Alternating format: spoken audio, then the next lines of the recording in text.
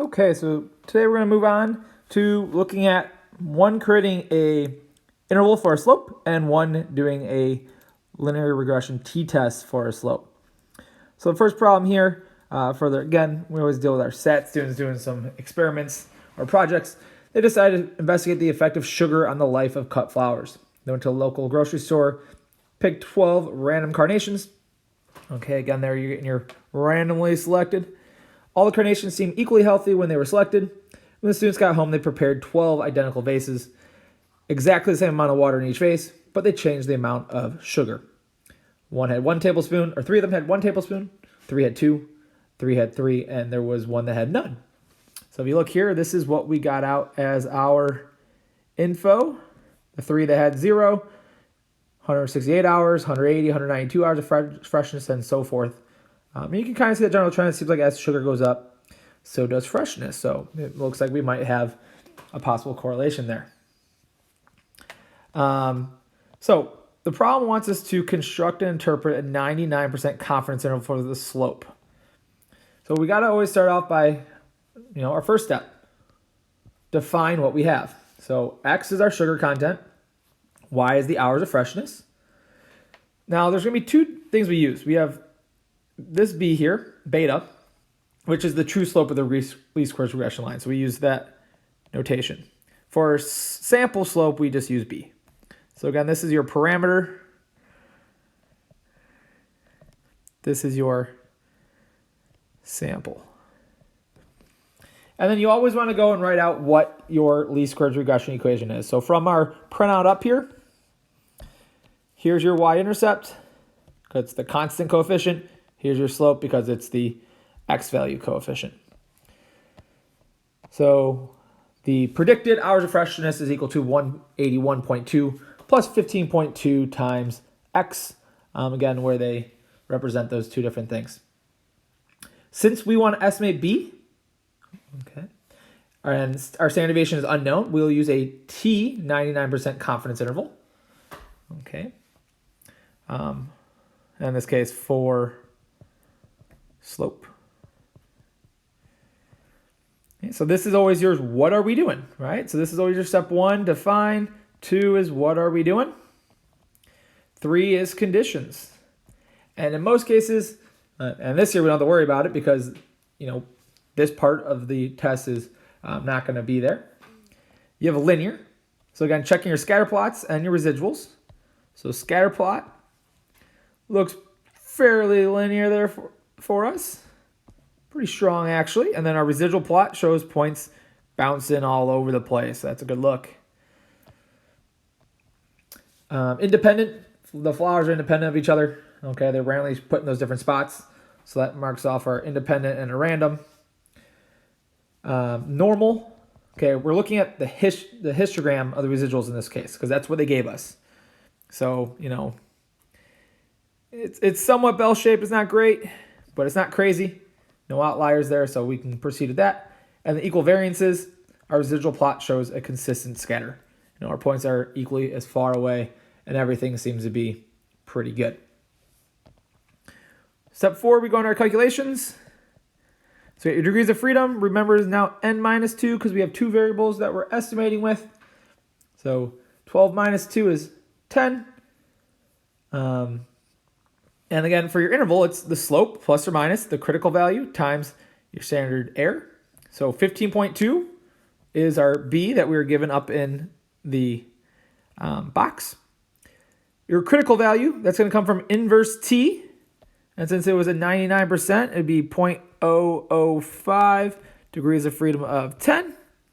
And then 1.943, again, that's your coefficient slope for your x value. So, what is the standard error of our slope?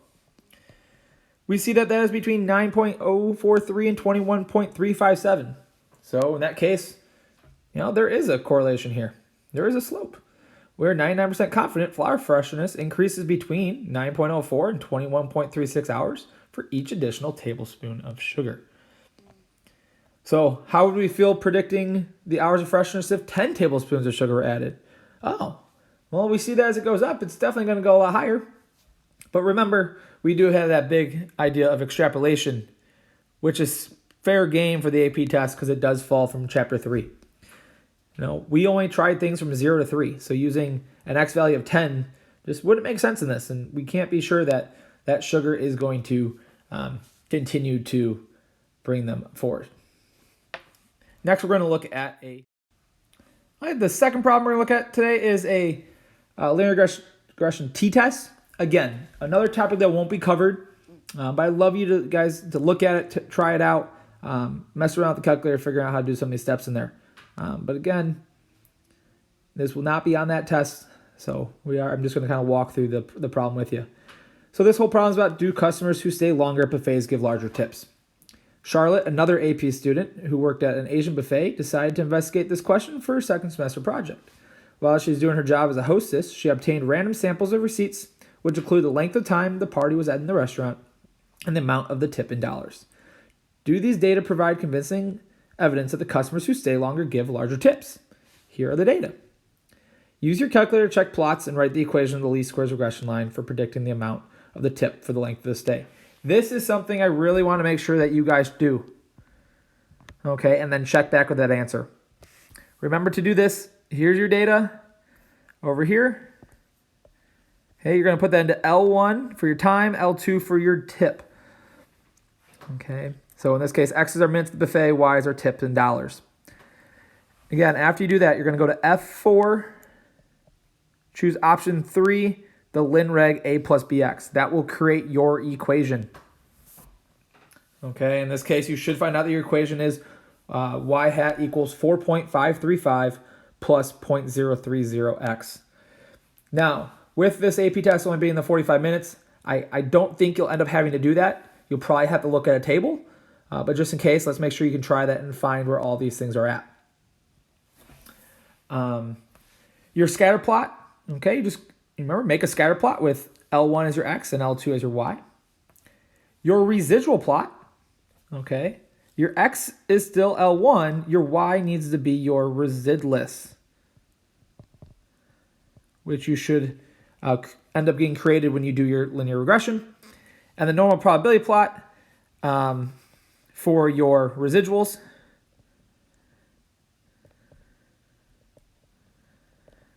Okay, just run a normal probability plot and then make sure you put the residuals into that list that you want to make there. But what we're really focusing on in this problem is doing a test. Okay, so they have you interpret the slope and y-intercept. Again, in this case, all we see is that for each additional minute spent at the buffet, we predict the tip to increase $0.03. Not seem very, very strong there. And also doesn't make sense that if someone spends 0 time at the buffet, we expect them to leave a tip of $4.54.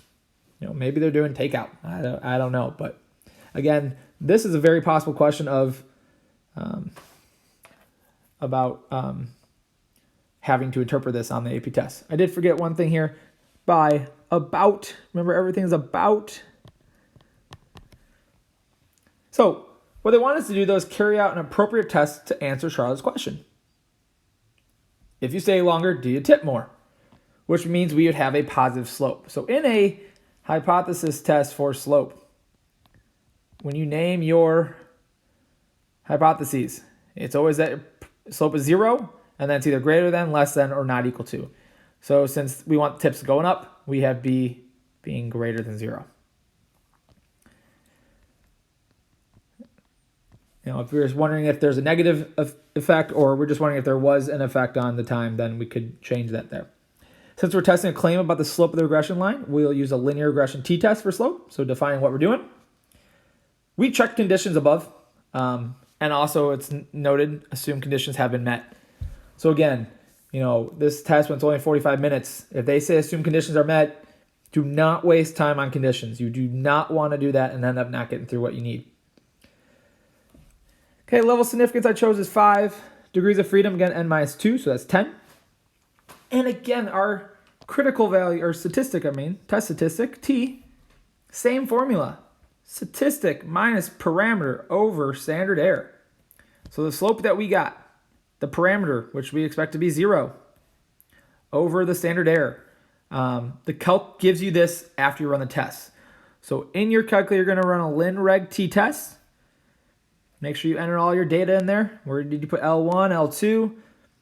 And they will give you out that 0.0244. We find our test statistic to be 1.231, and they give us a p-value of 0.1233. So again, that's a linreg t-test. Same spot where we find all of our other tests. Again, I'm free on Zoom, and I can always walk through these calculator steps with you guys if you're unable to find anything.